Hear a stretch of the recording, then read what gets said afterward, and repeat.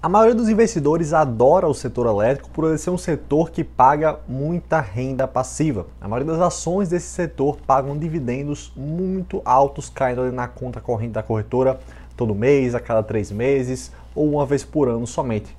Mas não basta só você investir se baseando em dividendos altos. Não basta só você se investir em empresas que parecem boas e que pagam dividendos de 15%, 13% do setor elétrico. O mais importante é você escolher as excelentes empresas que pagam rendimentos altos. Nesse vídeo você vai entender melhor como as empresas do setor elétrico ganham dinheiro e o que faz com que uma empresa do setor elétrico seja excelente, quais são os riscos que a maioria das empresas correm e quais são as maiores vantagens que você deve procurar, os truquezinhos para você encontrar as melhores oportunidades nesse setor. Bora pro vídeo. Antes de eu começar, meu nome é Lucas Ruiz, sou educador financeiro, tenho esse canal no YouTube, Invest10, também tem o Instagram, @Invest10, para você acessar essa live e mais conteúdos, clica no link aqui na descrição. Bora pro vídeo.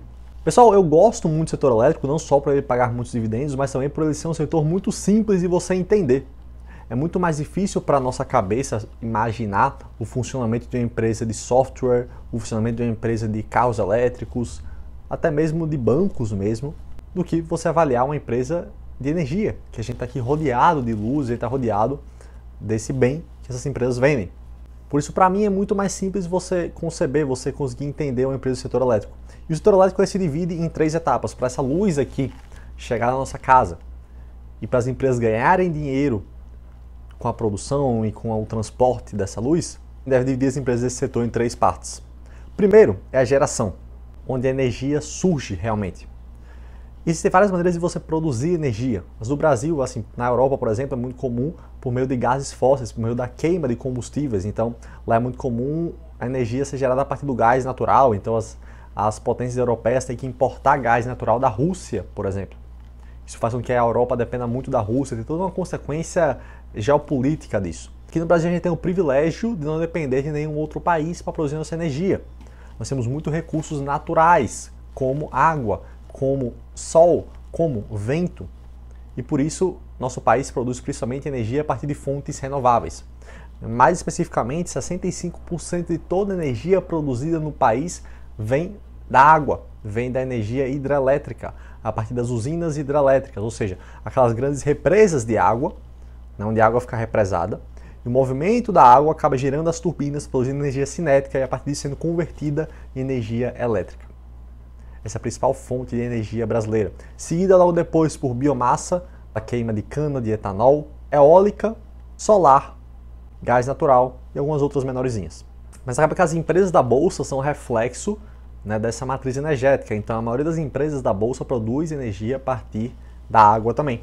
Então as principais geradoras que a gente vê na Bolsa é EDP Brasil, Engie, Eletrobras, CESP, Copel, ASTET e várias outras. Elas geralmente produzem energia maior a partir realmente das hidrelétricas também.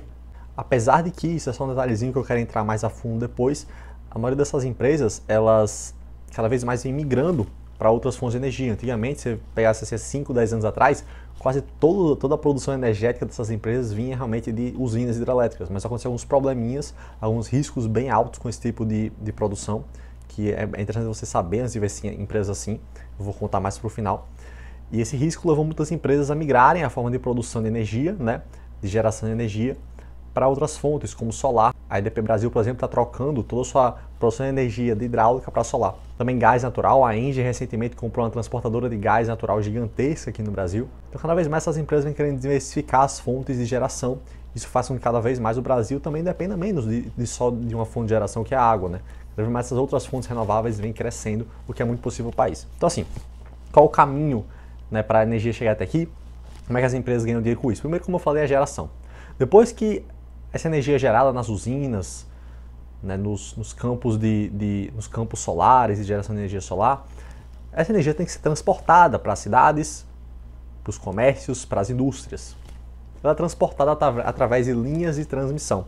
Esse é o segundo subsetor do setor elétrico, que é a transmissão de energia, onde empresas constroem e fazem a manutenção daquelas linhas de transmissão gigantescas que a gente vê nas estradas. Se você já viajou pelo interior do Brasil, você com certeza já viu. E são linhas de altíssima voltagem, né, capacitadas para realmente transmitir essa energia de maneira muito rápida. Esse, inclusive, é o subsetor mais simples, tá, do setor elétrico.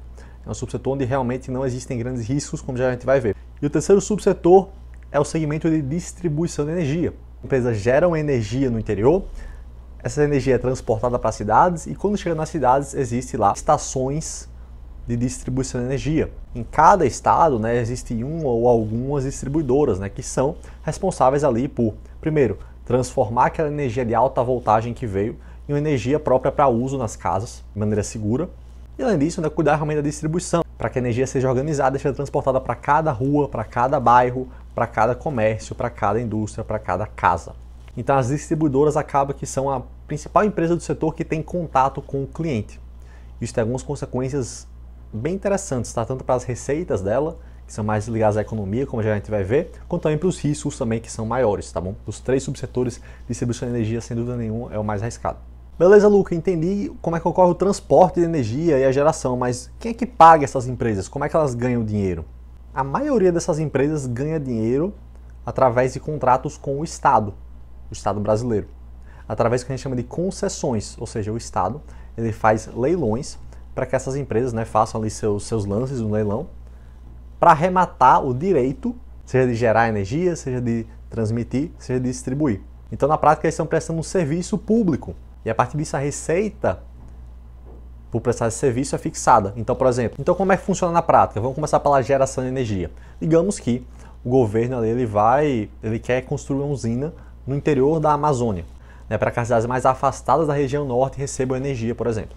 E para isso ele tem 2 maneiras de fazer isso. Se for um estado realmente mais centralizador, maior, mais inchado, ele vai simplesmente criar uma estatal e criar lá e construir a usina. Ou aqui no Brasil e na maioria dos países, o que acontece? O Estado ele faz um leilão para que a empresa privada, né, possa ter o direito de construir e operar essa usina.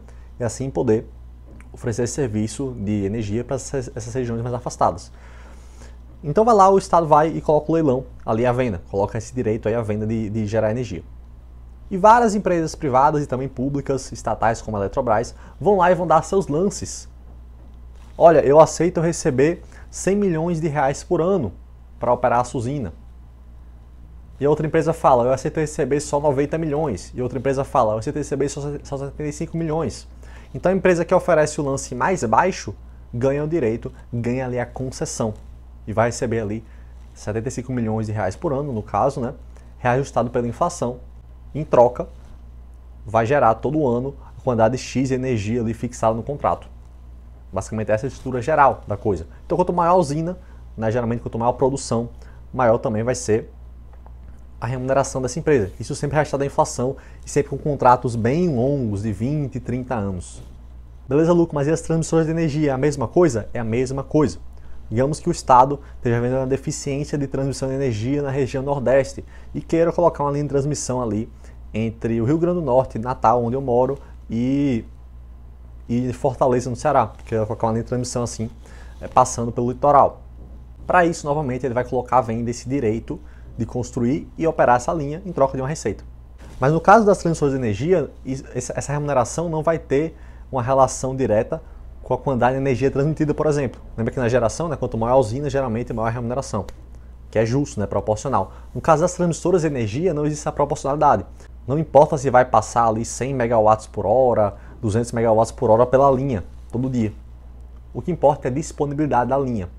Ou seja, se a linha estiver disponível 100% do tempo, sem interrupção, sem manutenção, sem nada, funcionando toda hora, 365 dias por ano, acaba que a transmissora vai receber 100% do valor do contrato. Agora, se durante metade do ano essa linha ficar indisponível, a transmissora vai receber somente metade do contrato. E funciona da mesma forma que os leilões, tá bom? As transmissoras vão dar ali seus lances e o menor lance acaba levando ali o contrato de transmissão. Se for 100 milhões de reais por ano para operar uma linha, vai ser isso e vai ser sempre reajustado pela inflação, pelo IPCA, às vezes pelo IGPM. Então acaba que esse segmento de transmissão ele é mais estável do que o de geração e que o de distribuição também, como a gente já vai ver. Transmissão é mais estável porque se a empresa é boa, se ela realmente constrói linhas seguras, que não precisam de grandes interrupções, acaba que ela vai ser quase que uma renda fixa na Bolsa de Valores. Pouco vai variar ali essa receita. Vai ser sempre reajustada ali pela inflação, o que é excelente para o investidor a longo prazo, para o investidor que é renda passiva. Só não é renda fixa porque já vou comentar um probleminha muito grave que aconteceu em 2012, chamado 11 de setembro do setor elétrico. Foi algo que afetou bastante empresas como a Taesa e a Transmissora Paulista, as duas principais empresas de transmissão de energia na Bolsa Brasileira. E como é que as distribuidoras ganham dinheiro também, Luca? Do mesmo jeito, do mesmo jeito. Também, novamente, leilões pela concessão. A diferença é que, diferente da transmissão, né, as distribuidoras novamente vão receber mais dinheiro quanto maior a energia distribuída, tá bom? E esse setor é o setor mais controlado pelo Estado, certo? Onde a remuneração é mais controlada. Por quê? Porque ele é o chamado setor das bandeiras, né? Lembra quando realmente tem uma época de falta de chuva, quando chove menos na cidade, e por conta disso a bandeira muda para amarela, muda para vermelha, com isso o preço de energia sobe? Então, quem ganha esse dinheiro na prática é a distribuidora. Quando tem menos chuva, os custos dela aumentam, e com isso, ela para ser justo esse sistema, o governo também precisa, a ANEEL, né, que é a Agência Nacional de Energia Elétrica, também aumenta a remuneração dela por meio das bandeiras, né, que são taxas maiores, né, por energia consumida do consumidor. A questão, pessoal, é que esse setor de distribuição, esse subsetor de distribuição, ele é o mais arriscadinho, porque acaba que mexe muito com o bolso da população. Sempre que o preço da energia sobe, uma insatisfação geral da população aumenta, com o governo que ordenou, né, que permitiu esse aumento. E com isso, o que acontece muito é que as distribuidoras acabam pagando pato por tudo isso. Muitas vezes o governo pressiona a agência de energia elétrica a não aumentar essas bandeiras, e com isso a distribuidora fica sem essa receita adicional, que seria o justo no caso, principalmente porque o governo não quer perder a popularidade. Então, para mim, geralmente eu tento evitar as empresas de distribuição no setor elétrico, principalmente porque elas são as empresas que têm a receita menos estável, tranquilo? As empresas de distribuição, primeiro, elas fazem os lances ali no leilão, então quanto maior concorrida é um leilão, né, geralmente é menor o valor do contrato. Além disso, elas também ganham mais dinheiro quanto maior a energia é consumida, então elas têm uma ligação maior com a economia, quando a economia está aquecida, as pessoas estão consumindo mais energia, a receita de distribuição aumenta. E ela também tem uma ligação com essas bandeiras aí da ANEEL. A ANEEL ali todo ano, muitas vezes quando tem uma época de seca, né, ela faz esses ajustes nas bandeiras, faz esse ajuste, né, no valor da hora consumida do consumidor, e com isso acaba que interfere também na receita das distribuidoras. Já que eu falei de seca, bora entrar no talvez o maior risco do setor elétrico, tá? Que é o chamado risco hidrológico. O que acontece? Como eu falei, o Brasil ele é muito dependente dessas fontes renováveis, principalmente de energia hidrelétrica. Então o Brasil efetivamente depende de cair chuva no país, de que as represas estejam cheias e que com isso consiga correr a produção de energia normalmente. Se não tem água, a produção de energia diminui. Mas perceba que quando a geradora, por exemplo, não consegue produzir tudo que ela foi contratada, né? Se o governo contratou 100 gigawatts por ano ali de energia para ser produzida e a geradora não consegue entregar tudo, só consegue entregar 90, mas perceba que ela tem a obrigação de entregar os 100. Simplesmente não vai faltar energia nas nossas casas porque a geradora não conseguiu produzir tudo. Então o que a geradora na prática é obrigada a fazer? Ela precisa comprar essa energia. Porque pensa o seguinte, por o Brasil ser um país muito grande, às vezes a seca só ocorre em uma região específica. Então digamos que falte água no sudeste do país, por exemplo. E uma geradora como a ENGIE não conseguiu produzir tudo que tem no contrato. O que ela faz? Ela pode comprar energia da Itaipu, por exemplo, aquela hidrelétrica lá na fronteira do Paraguai, que é ali na região sul. Então ela compra essa energia, que é mais cara, tá? Quando ocorre essa compra de terceiros, acaba que a energia sai mais cara. E com isso ela repassa esse valor para as distribuidoras. Por repassar esse valor para as distribuidoras, uma parte desse valor, acaba que os custos das distribuidoras aumentam também. Então quando existe seca no país, os dois subsetores afetados são as empresas geradoras de energia, que têm os custos maiores, e as distribuidoras de energia, que também os custos aumentam. E se realmente tudo for justo, né, nesse caso, se a ANEEL não tiver com políticas populistas, também vai haver o reajuste na receita das distribuidoras, então acaba que isso vai amenizar um pouco o impacto. A questão é que nos últimos 10 anos, mais ou menos, a quantidade de chuvas no país diminuiu muito, principalmente em relação aos 10 anos anteriores. Então, em 2002 até 2012, as chuvas no país eram muito maiores do que em 2013 até 2022. Com isso, a maioria das geradoras teve os custos explodindo nos últimos anos, teve o lucro caindo. E por isso, como eu falei no começo do vídeo, muitas dessas geradoras estão tentando diversificar, estão tentando depender mais de usinas hidrelétricas. Isso é algo que eu estou prestando bastante atenção às ações de hidrelétricas no país. Se essas empresas estão atentas à necessidade de diversificar, e investir também em energia solar, energia eólica, é algo que você precisa também estar atento. Que uma empresa de energia elétrica não dependa só de uma única fonte de geração. E dos três subsetores, como eu falei, transmissão é o mais tranquilo. tem as receitas ali reajustadas pela inflação, então funciona meio como uma renda fixa, não é tão afetada por esse risco hidrológico, esse risco de falta de chuvas. Você vê que é um setor que não é imune a riscos. Apesar de não ter ali o risco de concorrência, o risco de uma grande inovação prejudicar essas empresas, existe sim um risco ligado aí a fatores realmente externos, né, sem que a empresa tenha controle sobre isso. E outros fatores que também apresentam risco para a empresa, por exemplo, é a economia. Né? E por um lado, essas empresas são protegidas da economia, principalmente pelos contratos serem reajustados pela inflação. Então, se a inflação de um ano para outro sobe 100%, sobe 500%, a receita dessas empresas está protegida, vai ser reajustada. Então, elas são uma boa proteção, um bom tipo de empresa para se proteger da inflação. Mas, por outro lado, as empresas também podem ser afetadas pela economia. Como eu falei, distribuição de energia é um subsetor bastante afetado. Se as pessoas consomem menos energia, acaba que a remuneração da distribuidora é menor. Então, empresas como Neo Energia, Equatorial, recebem uma receita menor. Da mesma forma, também se a inflação sobe muito, geralmente essas empresas de energia elétrica têm uma dívida muito alta. Porque, perceba, a receita é estável. A empresa ela sabe que ela vai ganhar ali receita dos contratos até 2030, 2040, até 2050. Então essas empresas acumulam uma dívida maior. Por quê? Porque elas podem, basicamente. Mas quando a economia está em baixa, quando os juros sobem muito, acaba que as despesas com juros dessa dívida também sobem bastante. Então essas empresas também são prejudicadas nesse ponto. Mas para mim, junto com o risco hidrológico, junto com o risco de falta de chuvas, talvez o maior risco de todas as empresas desse setor agora, incluindo transmissão, é o risco da interferência do governo. Inclusive, eu tomei a decisão de fazer um vídeo só sobre isso. Um vídeo só sobre uma grande interferência que aconteceu em 2012. Por ser um setor, como eu falei, que é muito populista, que é muito ligado ao bolso da população, acaba que também é um setor que é muito sujeito a interferências do governo. É um setor onde os políticos têm como alvo para manter a própria popularidade. E por isso interferências graves já ocorreram. Interferências do tamanho de 200 bilhões de reais, por exemplo. Como aconteceu em 2012, no chamado 11 de setembro do setor elétrico. Vou contar essa história num vídeo separado. Caso você esteja vendo esse vídeo alguns dias depois que eu postei, já deve aparecer no cardzinho aqui o link para essa história toda.